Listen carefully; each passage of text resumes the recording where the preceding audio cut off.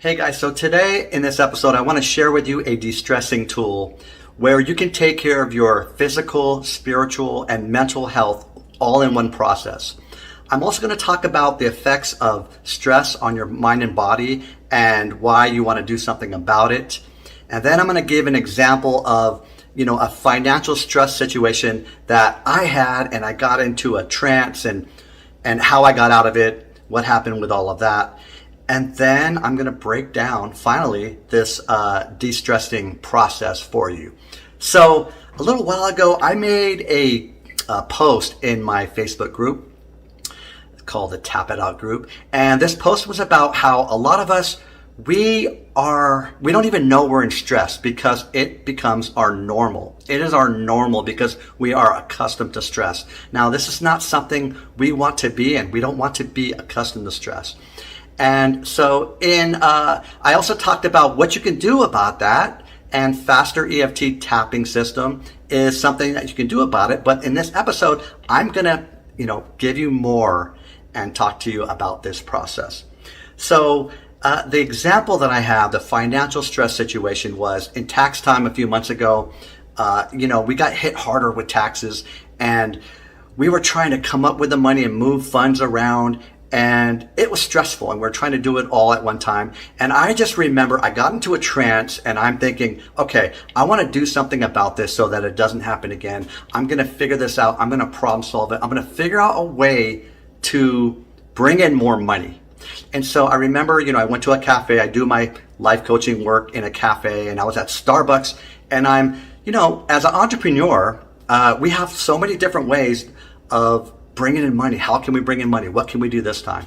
And we're kind of in problem solving mode. So I was in that mode. And again, I was just in that trance of, I don't want this to happen again, because that really bothered me. It stressed me out. And so then I remembered, wait a second, man, you used to do this in your, businesses back in the day. I've been an entrepreneur for many years. And I realized a long time ago that my way wasn't working. I wanted to do the law of attraction way. My way was kind of grinding, figuring things out, stressing, acting from fear. And the law of attraction approach is you can't attract what you want from stress and fear and worry. You just get more of that, right? So what do? What is the law of attraction approach? Well, number one, you have to remember that our inner self knows exactly what we want and knows the fastest way to get us there. So lots of times when we get into problem solving mode and we're acting from fear, we're getting in our own way. We can get help from the universe if we use this technique. And when I did it, I've had a few times in my life where I had to be reminded, and this financial situation just a few months ago is an example of that, so when I was at Starbucks, I just remembered, wait a second, I'm doing it again. So what I did was I left and I started doing what I did back in the day. And what I did was I realized, number one, again, that my inner self knows what I need and the fastest way to get there. So how do I allow my inner self to do the work? I have to align. I have to think thoughts that are in alignment with my inner self. That feels good. My inner self's not worried about my finances. It knows that I can attract what I want. I can have abundance. The abundance is just there for me, and I just have to get in alignment. Get out of my own way. So you gotta feel better. You gotta feel good. You gotta trust. You gotta surrender. So the process that I want to share with you, it's nothing groundbreaking, but as I break down what I do in it, I think you're going to enjoy it. I think it's a very powerful thing to do as a daily process. But real quick, before I do that, I want to talk about what happens when we do the work to align with our inner self. Two things happen, and I talk about this a lot in interviews. I think we can't be reminded enough with this. Of course, I can't.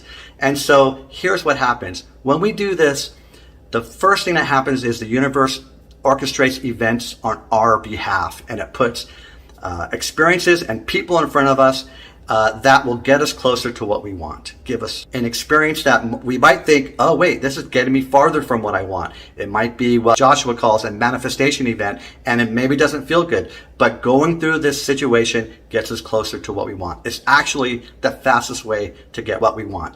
And this can happen when we get out of our own way and stop trying to problem solve and become in alignment with our inner self. So the second thing that happens is we get inspiration on our next move. We get ideas for our next move. So we're not just sitting around, we are acting, but we want to act from inspiration, not motivation.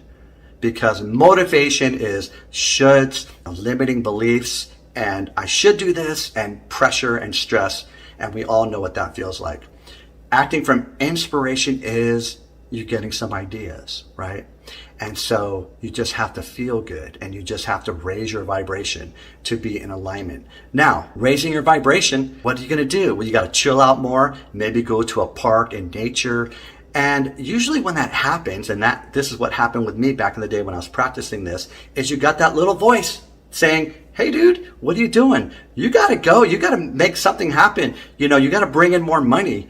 And you got to act, you got to do something, that little voice. So what is our work? Our work is to temper that voice. Our work is to, process that voice, maybe tap on it, tap on the pressure, the fear, the limiting beliefs that we need to act to make something happen. So how I came up with this tool. So one day I knew I wanted to meditate. I knew I wanted to tap and work my rewrites, and I wanted to get some exercise in. So I thought, hey man, I can do this all at one time. So it's called a power walk. Okay.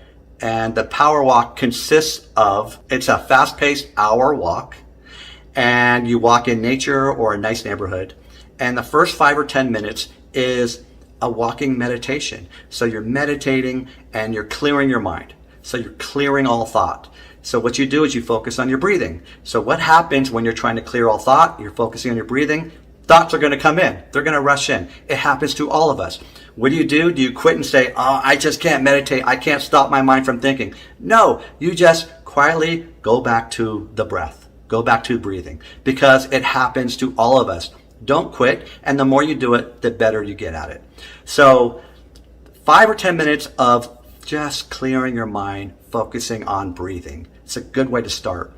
And then the second thing I do is Robert Smith's Faster EFT Happy Journal. I do 3 processes from the Happy Journal, but I don't write anything down. I do it in my mind. So the first one is affirmations, 5 or more affirmations that I resonate with. So some of mine are nothing is more important than that I feel good, from Abraham Hicks, or everything's always working out for me, or magic and miracles follow me everywhere. That's one of mine. Or, I'm never alone, or I can start over in any moment. So just affirmations that feel good. And then the second one from the Happy Journal is gratitude. What am I grateful for? I'm grateful for my health. I'm grateful for the abundance of my life. I'm grateful for my dog and Kelly, my wife. And I'm grateful for their health. And I'm grateful for friends and family and technology and the abundance that I have, the financial abundance that I already have, and the roof over my head and where I live. So many things to be grateful for. The third thing is goals and dreams. But for a daily process, what I do, got inspired from Abraham Hicks. Instead of goals, what we're doing is daily positive general intentions. So general intentions, it's more about not getting shit done, but it's about how I want to feel, how I want to be today. So today I'm going to enjoy myself more. Today I'm going to have more fun. Today I'm going to think nicer thoughts to myself. And today I'm going to tap when I don't. And I'm going to be nicer to others. And I'm going to look for more things to be grateful for. And then I'm just going to milk feeling good. So these are just general intentions for the day. So you do these 3 things: affirmations, gratitudes, general positive intentions for the day. Then the next thing you do is you tap. So I'm either tapping on a project that I have a list of memories that I want to tap on, or I'm tapping on a current situation like financial stress. So I think about it. Maybe I can get a list of, examples from the past where I had financial stress, where I got my limiting beliefs from, and then I tap on that.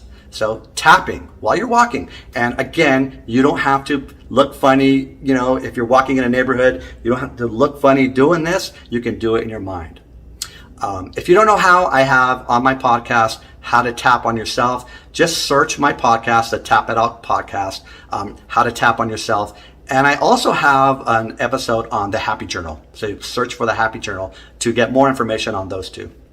All right. So after I do the tapping, then I practice my rewrites, because if I've been, tapping the last 4 days, I'm going to come up with some rewrites that I want to practice. Learn more about that, again, if you don't know what that is, in the How to Tap on Yourself podcast episode. Now, at the end of that, you can either do two things. One is called conjure the feeling. And again, that's inspired by Abraham Hicks. And what that is asking yourself, how would I feel if I get what I want? So with a financial situation, and if I have more money coming in, how would that feel? And then you practice that, and you conjure it, and you feel it as you're thinking about it. So I would feel relaxed. If I had more money coming in, I would feel more abundant. I would lighten up. I would feel excited. I would feel kind of magical, like, oh wow, it's coming in. I would feel happier, fulfilled. So, and then you feel those. Now that's what I've been doing recently.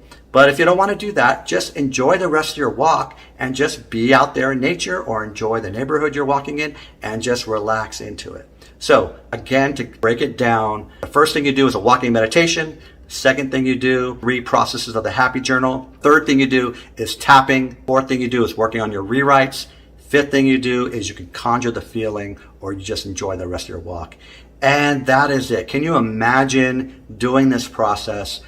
It may be in the beginning of the day or the middle of the day. Can you imagine an hour of that, and doing that like 5 times in a week or 4 times in a week? You don't have to do an hour. If you only have a half hour, that's fine. I remember in the beginning, I didn't think I was worthy enough to spend a whole hour on myself. I guess I didn't think of it that way, but I was like, no, I don't have a whole hour. But when you start making time for yourself and you start doing these things, think about it. So what could I be doing instead of that hour? So let's say I do 4 out of the week. I spent 4 hours of the week doing these processes, feeling good, vibing high, feeling good for no reason. The idea is you're not doing this power walk and these processes to make anything happen. You're doing it because we deserve to feel good. That is our natural state. The more you feel good, the more you're going to get help from the universe, and you're going to attract what you want.